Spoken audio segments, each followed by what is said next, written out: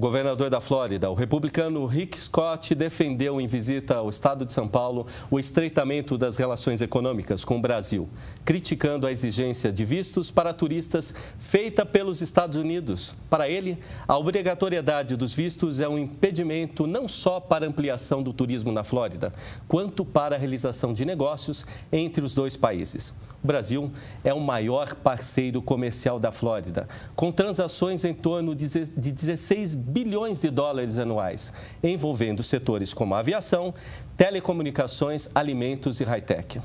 O intercâmbio nos setores imobiliário e de turismo também tem experimentado um boom. Segundo o governador, hoje há 115 empresas e organizações da Flórida no Brasil e 15 mil pequenas empresas brasileiras em seu estado, além de grandes marcas como a Embraer e a Gerdau. E para falar deste tema, o Questão de Justiça recebe hoje a advogada Genilde Guerra, brasileira, que estudou na Suíça, fala 5 idiomas, fez doutorado em Direito na Universidade de Miami, cursos de Marketing e Economia em Harvard e na Universidade de Londres, e tornou-se a sócia de um dos mais importantes escritórios de advocacia dos Estados Unidos, o Kravitz e Guerra. Como vai, doutora? Tudo bem? Tudo ótimo. A gente fez uma introdução um pouquinho grande, mas do tamanho da importância que teve a visita do governador da Flórida aqui no Brasil, que a senhora acompanhou muito bem, né, doutora? Sim, foi muito importante ele ter vindo para cá, inclusive ele está maravilhado com o Brasil. E tem esse boom todo que a gente escutou nos noticiários com relação a essa parte imobiliária, doutora, que tem muito interessado brasileiro empreendedor, que inclusive quer ter um futuro, tem o futuro dos seus filhos nos Estados Unidos. Queria que a senhora faça um pouco desse trabalho lá. Sim, na verdade, hoje em dia os brasileiros estão comprando muito bem, também os preços estão extremamente baratos nos Estados Unidos, principalmente na Flórida, que é um estado excelente, você pode falar a língua que você quiser, é muito internacional e casualmente Miami, que é onde a preferência dos brasileiros seria Miami e Orlando, com voo direto, praticamente só tem brasileiro hoje em dia, né? Tá ótimo. Vale para acompanhar, né? Porque é uma situação diferenciada, né? Hoje está o doutor Leopoldo participando de novo, que é o nosso consultor jurídico, e você vê que diferente, né? Uma brasileira se formou nos Estados Unidos, né? Tem uma situação diferenciada na questão do direito aqui, o nosso, que é romano para eles, que acho que é anglo-saxônico, né? Doutor Leopoldo, eu sei que o senhor está cheio de perguntas a respeito. Na verdade, é um orgulho para nós recebermos, de um lado, o governador, como cidadãos, temos o governador aqui no Brasil, o governador da Flórida, e de outro lado, discutimos questões tão interessantes, recebendo a doutora Genilde Guerra aqui, é uma especialista e uma referência quando se fala em direito internacional, não é isso? Eu vou confessar, doutora, que a partir do momento que a gente está usando muitas redes sociais para fazer um trabalho com questão de justiça, eu botei sua foto ali no nosso Facebook, pronto, bastou para, acho que tinha pelo menos uns 65 advogados e advogadas querendo fazer um intercâmbio de informação, né? Doutor, como é que a senhora foi fazer? Vou mudar um pouco a pauta, né? Só para saber um pouco da pessoa, da mulher Genilde Guerra, que sai do Brasil e vai estudar direito em outro país. E venceu, né? Venceu, um exemplo. Sim. Esforço, né? Bastante. E um exemplo para a gente. Como é que foi essa jornada? Os Estados Unidos é um país feito de imigrantes. Na verdade, infelizmente, a língua sempre é uma barreira para todos nós, para quase todos os advogados, onde você tem que realmente saber muito bem. Então, eu tive que parar vários anos de não falar português, não falar espanhol, que Miami é uma outra segunda língua, para realmente me concentrar e ter o poder de entrar na escola de Direito. Eu entrei na Universidade de Miami, que é extremamente competitivo. Eles têm praticamente vários aplicantes para apenas 300 vagas para você entrar no doutorado na universidade. Nossa, olha só. E aqui uma diferença tão grande, que a gente tem o quê? Só no estado de São Paulo, mais de 126 cursos jurídicos. Nossa, tivemos, na verdade, nos últimos anos, uma proliferação de cursos jurídicos no país. Hoje, nós temos um mercado, falando em direito, nós temos um mercado muito competitivo, muitos profissionais hoje, e aí se discute aqui no Brasil, doutora, atualmente, mas devemos ou não extinguir a chamada carteira da ordem, né? Uma grande polêmica que existe no país. E aí, nesse sentido, eu pergunto lá no seu país, né? Se assim poderia me referir, no seu país, para ser um profissional do direito? O que é necessário? Bom, a gente defende que a competição é a alma do seu negócio. Lá também tem muitos advogados, tem extremamente competitivo e faz você sempre o melhor, nunca vai ter problema. E eu acredito, na Flórida também tem várias escolas de direito, mas eu entrei na melhor. E eu acho que isso faz a distinção. Por quê? Porque eu não queria ir na segunda melhor, eu não queria ir na terceira, eu queria a universidade. Então, fez eu ficar extremamente competitiva para ser a melhor, para poder entrar lá, competindo junto com americanos e tudo mais, pessoas que nasceram falando inglês, que têm uma escrita excelente, que já foram preparados 5 anos de idade para entrar no curso de Direito. De repente, eu não tinha tudo isso, né? Mas esforço é tudo. Eu sou brasileira, né? Não ia deixar por menos, eu tenho que entrar na melhor. E eu acho que isso aí faz você ficar competitivo, por exemplo. Se você não tem competição, você acaba não usando toda a sua capacidade. E existe, quando a Coca-Cola entrou na Rússia, a Pepsi falou que bom que a Coca-Cola existe, porque faz a gente ficar cada vez melhor. Então, eu acredito que o número de advogados não faz uma... Sim, eu acho que tem que ter uma ordem organizacional para que o advogado ruim não compita com o bom. E sim que a pessoa tenha uma distinção de saber quem é o bom advogado em compensação ao não tão bom advogado e que ela tenha acesso a todas essas pessoas. Realmente é ruim você chegar e fazer um excelente trabalho, ter muita precaução e ter uma pessoa na esquina que faz qualquer coisa e o usuário, a pessoa que é leiga, ela não vai saber a diferença, talvez. Isso aí, sim, eu acho que tem que ter uma ordem dos advogados que observa que o advogado bom profissional seja todo mundo do mesmo nível. Agora, doutora, aqui no país, por exemplo, o estudante cursa 5 anos na universidade e aí é um bacharel e pode enfrentar o mercado de trabalho, ele pode prestar um concurso público ou, se quiser advogar, recebe a sua carteira, prestando um exame de ordem. Lá é bem diferente? Lá são no mínimo 7 anos de estudo. Você tem que ser formado no bacharelado para poder entrar na escola de Direito. Não existe a escola de Direito já depois do high school, que seria o secundário, você entra. Então, eu acredito que você entra no mercado de trabalho mais maduro. E aí eles vão afunilando praticamente a sua ideia, o que é ser advogado, a sua responsabilidade de ser advogado. E eu acredito que quando você tem 22 anos, talvez que é a idade que um advogado entra no mercado aqui, ele ainda é uma criança em muitos aspectos. Então ele tem uma força de vontade boa de trabalhar, mas talvez ele não tenha maturidade de saber a responsabilidade daquele processo que ele está pegando na mão dele.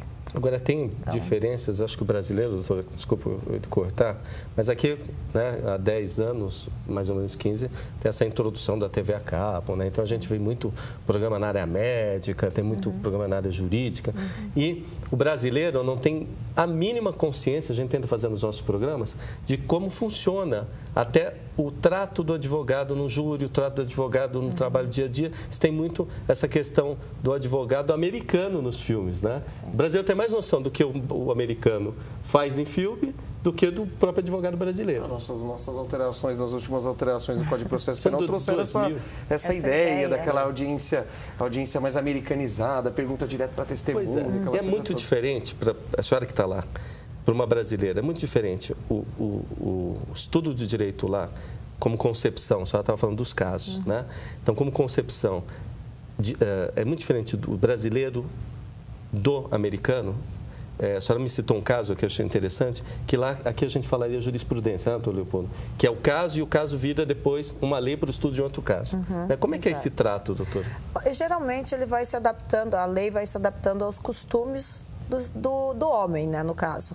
O que a gente defendia, talvez, nos anos 30, não seria necessariamente o que a gente vai defender hoje em dia. Tem uma série de coisas que mudam. Então, essa lei do precedente é uma coisa boa porque ela vai adaptando aos costumes sociais. Então, sempre você está se adaptando. Então, o juiz ou o advogado, ele vai usar julgamentos anteriores para o julgamento, para a situação atual, junto com algumas coisas, com as poucas diferenças que tem. Se for julgado errado, ele pode apelar E aí a Suprema Corte pode criar uma nova lei a respeito desse caso. Que o direito é dinâmico, né? Dinâmico demais, muito dinâmico. Eles vão se adaptando ao sistema, aos costumes, né? Porque as coisas mudam, né? Hoje em dia a gente tem a internet, antigamente não tinha, então uma série de coisas. Até o comportamento, desde matrimônio. Hoje em dia as pessoas defendem o mesmo sexo, a união de mesmo sexo e tal. E tem essa demanda tão grande que, né, a gente faz vários programas aqui nesses 20 anos. O judiciário está abarrotado de processo. Quer dizer, existe uma consciência para se entrar com um processo nos Estados Unidos muito diferente do que tem aqui no Brasil. Porque aqui o processo caminha rapidamente né? ou o cidadão lá sofre como brasileiro, que fica com aquela demanda há anos lá no judiciário? Não, ele não sofre como brasileiro, ao contrário. Ele, às vezes, é mais caro, talvez, o processo lá, então a pessoa não pode levar muitos anos. Um litígio, qualquer tipo de discorda, em um ano e meio, possivelmente 6 meses, já está resolvido. O próprio... a mentalidade é fazer um acordo antes de ser julgado até o final, se é uma quebra de contrato, alguma coisa assim. É muito comum eles terem acordos. Então, consequentemente, o caso leva 6 meses, 1 ano no máximo. Não existe você levar eternamente. Até se você quiser, poderia, mas não é de interesse de ninguém. Se o litígio realmente for válido. Se for alguma coisa não válida, você entra uma motion to dismiss. Quer dizer, se eu compro um imóvel aqui no Brasil, eu fico anos para retirar aquele mal pagador. Agora já lá não. Não. Por exemplo, se eu compro um imóvel ali em Miami Beach, por exemplo, ali um despejo ele sai de forma rápida, instantânea. Menos... como se fosse. Praticamente ele pode sair em 1 semana. A maioria das pessoas não pagou, tchau. Mas o país é bem capitalista. A gente entra uma hora, 3 dias, dá 3 dias para ele resolver a situação. Não resolver, a gente entra em outros processos lá, e chama o xerife vai lá e tira a pessoa. Nossa, e tem essa... Bom, então tem uma consciência do americano, a senhora estava comentando no outro programa que a gente assistiu essa semana, que tem o país é todo formado de imigrante, né? Sim. E o imigrante, ele é adaptado a isso? Porque o brasileiro que vai daqui para lá, será que ele acostuma com essa dinâmica? Bom, a lei é muito dura, inclusive a gente está falando do advogado, é muito dura realmente para todo mundo. E a lei, ela é bem universal.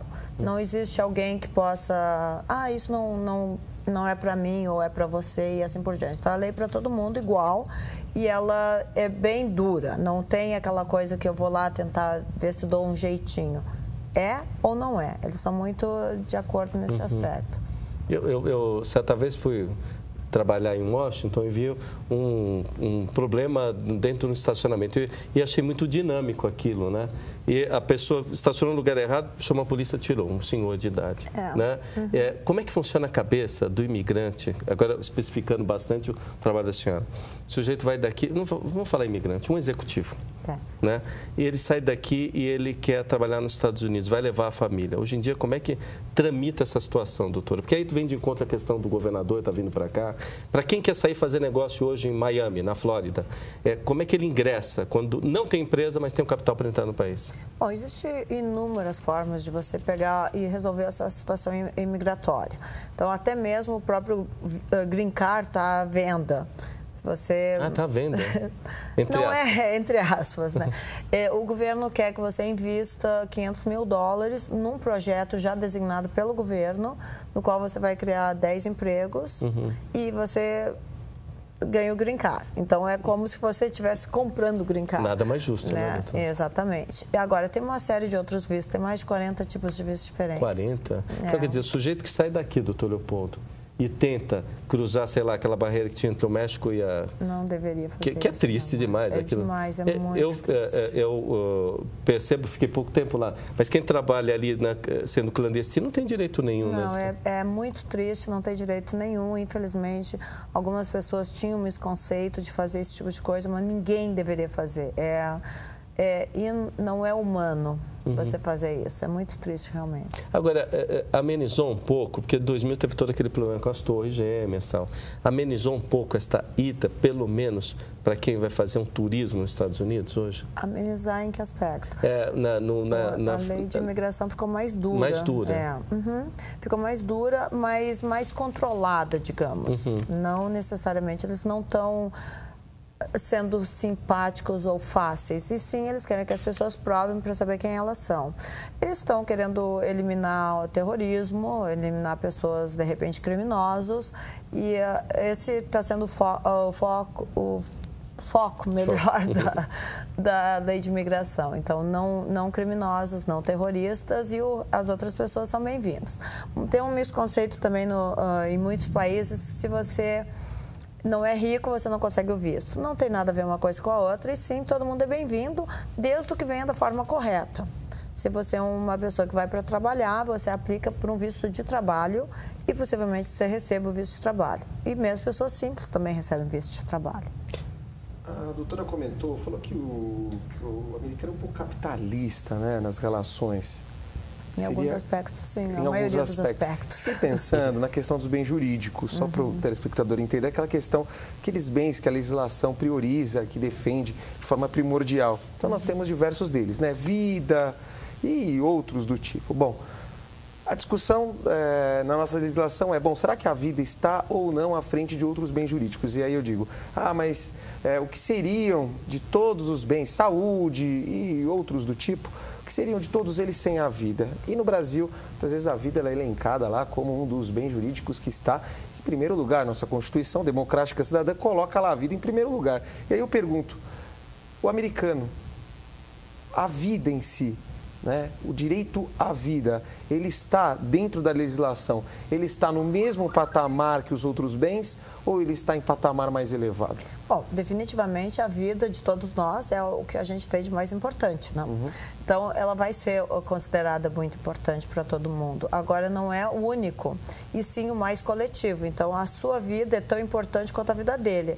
Agora, coletivamente, se você não é necessariamente a sua mais importante coisa na face da Terra. Por isso que a gente tem pena de morte, em alguns casos específicos. Bem interessante esse tema, né? Tem alguns casos específicos que tem pena de morte, então a vida daquela pessoa não é tão importante, mas ela tem que ter cometido alguma coisa muito horrível para isso acontecer. Uma delas, ela tirou a vida de outra pessoa premeditadamente, assim por diante, né?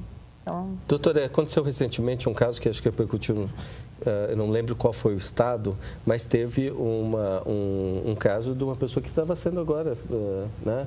Passou pela pena de morte, se era cadeia, se era elétrica, enfim, se era gás e tal. E o governador estava para fazer, ele dá ou não, ele seria a última palavra ainda no último dia, né? Sim. Isso terminou sendo executada a pessoa, né? Isso em quantos estados dos Estados Unidos acontece?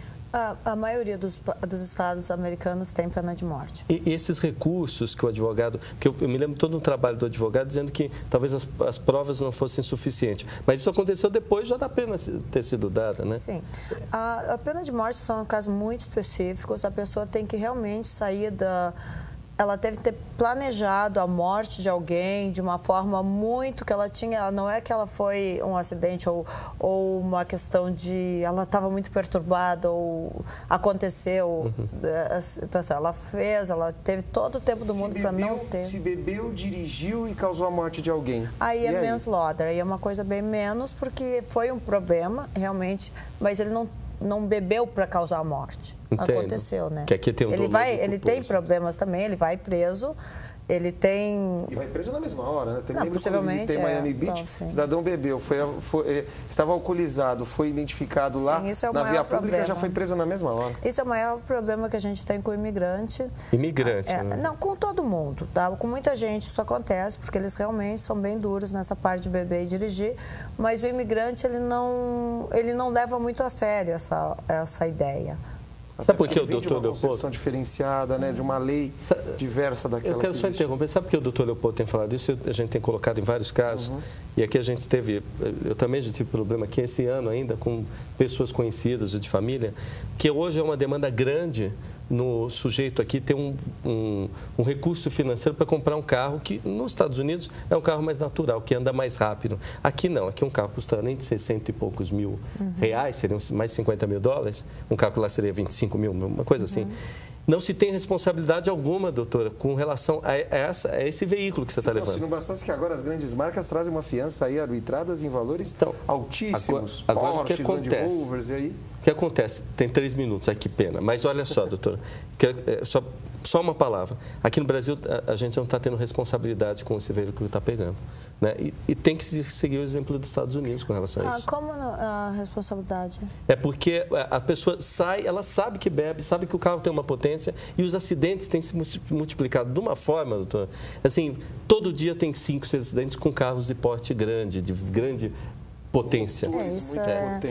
Mas não necessariamente que o acidente possa ser causado porque o motor tem mais potência, né?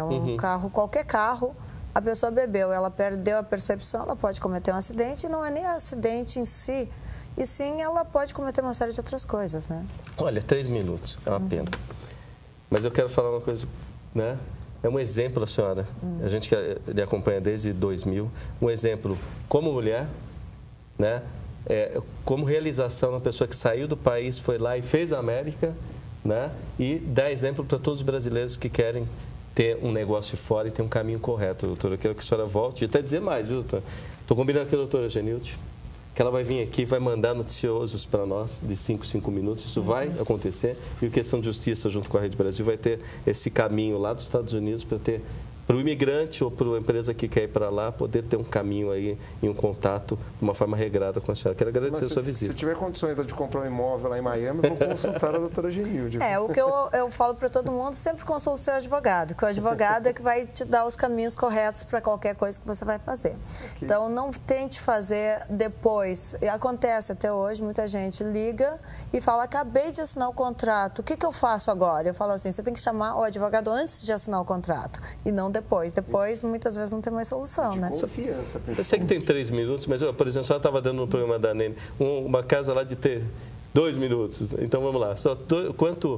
Quanto que custa mais ou menos imóveis de 3 dormitórios? Só deu uns valores. Bom, varia muito de localização para localização, mas você pode comprar um apartamento de 3 dormitórios por $50 mil. Também você pode comprar um apartamento de 3 dormitórios por 5, 7 milhões de dólares. Entendi. Tudo depende do que você está comprando. Olha que simpatia. Doutora Genilde, a gente vai encerrar o programa.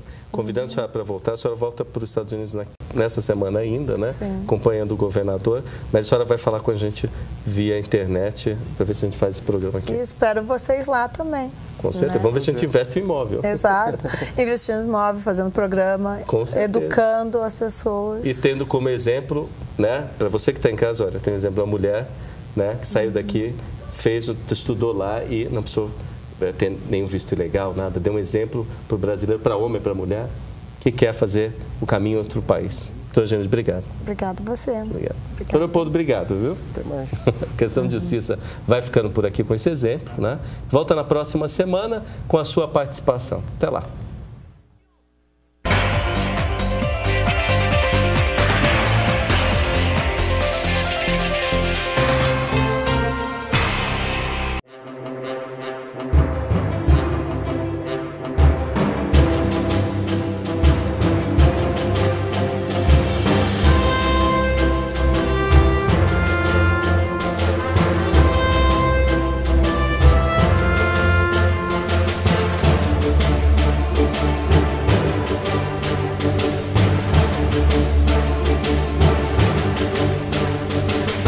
A abertura e o lançamento da reunião, a maior reunião entre os advogados do Estado de São Paulo. É a 34ª reunião dos presidentes de subseção da Ordem dos Advogados do Brasil, Seccional São Paulo. A mesa repleta de autoridades. Agora o presidente Luiz Flávio Borges Lúcio anuncia todo o panorama do que aconteceu na advocacia, o que vai ainda ser traçado até o final da gestão, que é no ano que vem, e com a presença, além de desembargadores do Tribunal de Justiça do Estado de São Paulo, também do presidente da OAB Federal, o Dr. Ofer. Vamos acompanhar um pouco da palestra e depois algumas notícias e entrevistas sobre o evento.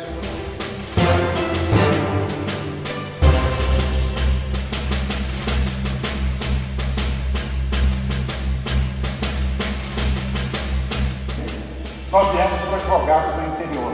E é isso que nos deu a força necessária para trazer as conquistas que hoje o Estado inteiro testemunha.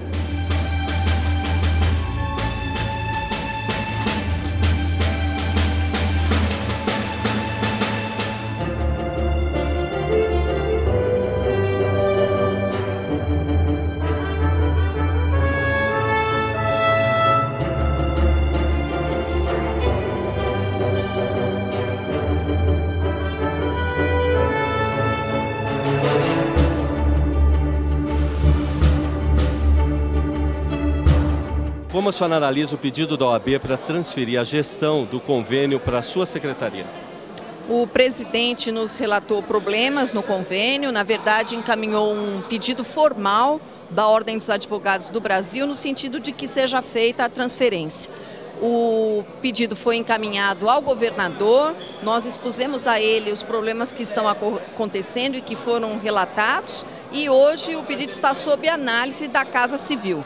Eu tenho certeza que haverá uma solução, que será uma solução de consenso, porque o que o governo do Estado de São Paulo quer é a garantia da continuidade, da prestação da assistência judiciária à população pobre. E o papel do advogado é essencial na manutenção da justiça? Sem dúvida alguma, é fundamental. Não se pode falar em exercício pleno da cidadania sem o papel do advogado, sem o exercício do advogado. Muitos dos direitos da pessoa são garantidos por meio de ações judiciais. Então, o papel do advogado é fundamental no exercício da cidadania. A falta de diálogo entre a OAB e a Defensoria pode ser superado? Eu acredito que sim, não é? Se fosse aberto um canal de diálogo, isso poderia ser superado sem dúvida alguma, não é? Nós estamos falando de profissionais do direito e o diálogo é sempre bem-vindo em qualquer instituição. Já é possível a solução para esse problema, secretária? Estamos analisando, como disse, está na Casa Civil para análise, porque isso não depende de uma mera assinatura do governador. Então nós temos questões legais, o convênio está previsto em lei, então os obstáculos terão de ser superados. Desembargador, qual a importância do relacionamento entre o advogado e a magistratura? Olha, esse relacionamento existe e tem que ser o melhor possível, porque afinal de contas, todos nós, juízes, advogados, promotores, estamos sempre no mesmo barco, não é? Ou seja, não há uma hierarquia entre nós. Nós todos temos que trabalhar pela realização da justiça, e somente com esta realização da justiça, da verdadeira justiça, é que nós vamos conseguir trazer felicidade para as pessoas.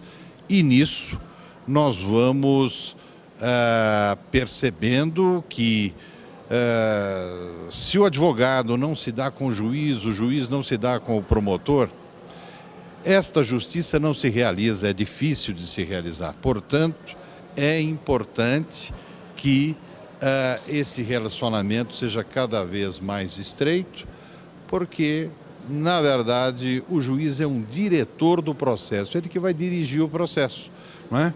Mas não há subordinação entre juízes e advogados, não é? É ele que cabe conduzir uma audiência, mas tem que perceber que o advogado tem suas prerrogativas, que cabe ao advogado defender aquela parte que está ali presente, não é? E tem que tomar muito cuidado, porque não agindo desta forma, agindo com agressividade, agindo com descaso, agindo com indelicadeza, ele está desvirtuando seu caminho em direção à justiça. E com relação ao evento hoje, que é o 34º Encontro dos Presidentes da Subseção, desembargador? Assuntos muito importantes, né, foram aventados, foram indicados nesta abertura. O discurso do presidente Durso realmente vale a pena a gente ter ouvido, um discurso realmente notável, e dos outros também, de todos aqueles que discursaram, trazendo temas realmente importantes. Que pena que eu vou ter que voltar para São Paulo. Eu gostaria muito de ficar aqui porque vejo que o temário dos diversos painéis é um melhor que o outro.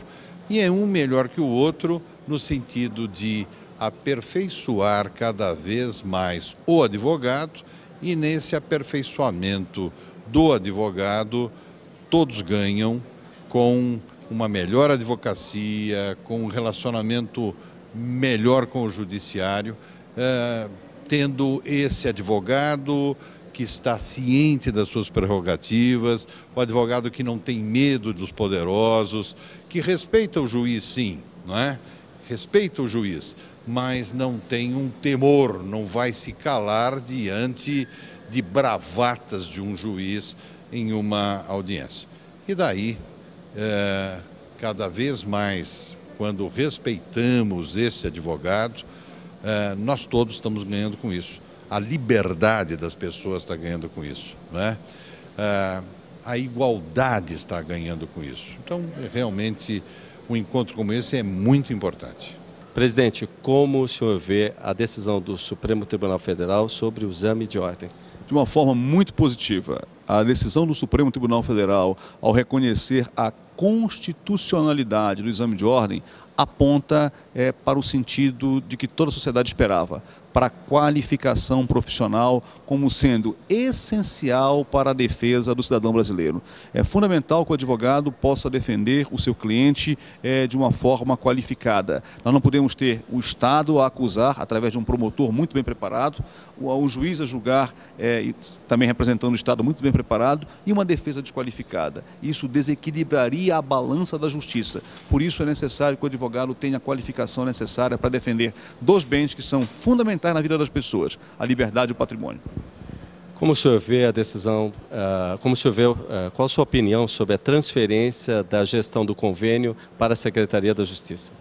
Bem, efetivamente o que se quer é que os advogados que fazem a justiça dos necessitados em São Paulo sejam recompensados por isso.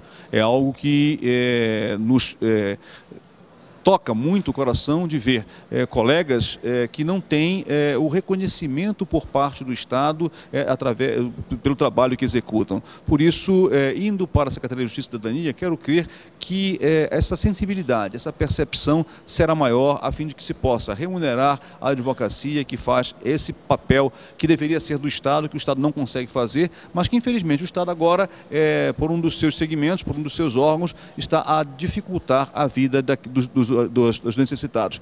Quem sofre com isso, certamente, é o advogado, sim, mas sobretudo o cidadão, que não vai ter esse serviço. Qual a sua opinião sobre a PEC dos recursos, presidente? Bem, a PEC dos recursos é um equívoco muito grande. Se está a querer retirar do cidadão o direito dele recorrer das decisões judiciais sob o argumento de que os recursos é que atrapalham, é que tornam morosa a justiça. Não é verdade. A PEC dos recursos, se vier a ser implementada, ela vai desafogar apenas em 1,7% os processos do judiciário em nível superior. O judiciário é pródigo em criar esse tipo de mecanismo para não enfrentar os recursos que eles chegam. O que é necessário é que o judiciário aplique o princípio da razoável duração do processo e faça a análise do processo dentro de um prazo extremamente razoável, o que não vem acontecendo. E o que a sociedade quer é justamente isso. A PEC dos recursos não se justifica, ela é, na verdade, uma jogada de marketing no sentido de atribuir à advocacia uma pecha que não deve ser imposta a ela, mas sim a própria falta de estrutura do judiciário. E quais são os desafios da advocacia no futuro? Bem, a advocacia no futuro tem vários desafios. Eu diria que o principal deles é saber se portar enquanto uma profissão que vai ajudar o Brasil a crescer cada vez mais. O advogado funcionando nos processos, defendendo o cidadão, fazendo pareceres, etc., ele tem um papel fundamental de segurança para a sociedade, segurança jurídica e de defesa também da sociedade. Portanto, qualquer país que quer ser um país desenvolvido precisa ter uma advocacia qualificada, precisa ter um advogado que possa representar o Brasil aqui internamente, do ponto de vista da defesa das instituições, do ponto de vista da defesa do ordenamento jurídico, mas também que possa sair do Brasil e levar também para o exterior as nossas mensagens.